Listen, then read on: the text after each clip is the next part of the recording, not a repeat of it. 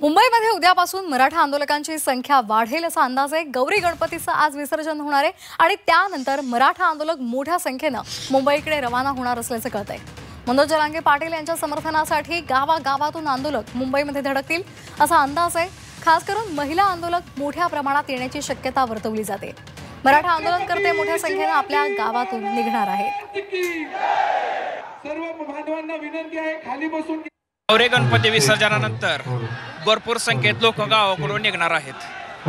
गणपती विसर्जन झाल्यानंतर सुद्धा लोकांची वाट भरपूर इथं होणार आहे।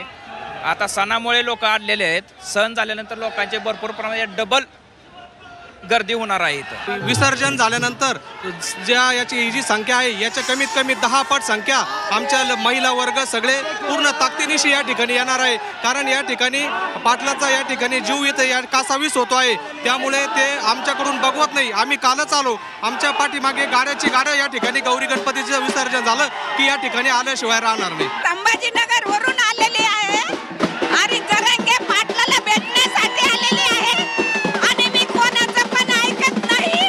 मी जरांगे पाटलासाठी घरी भांडून आले, माझ्याकडे 1 रुपया पण नव्हता, तरी पण मी आले। त्यांनी लवकर आरक्षण द्यावा सरकारने। घरातून साहेब पहिल्यांदा एकच माणूस आला होता, आता सगळे मुंबईला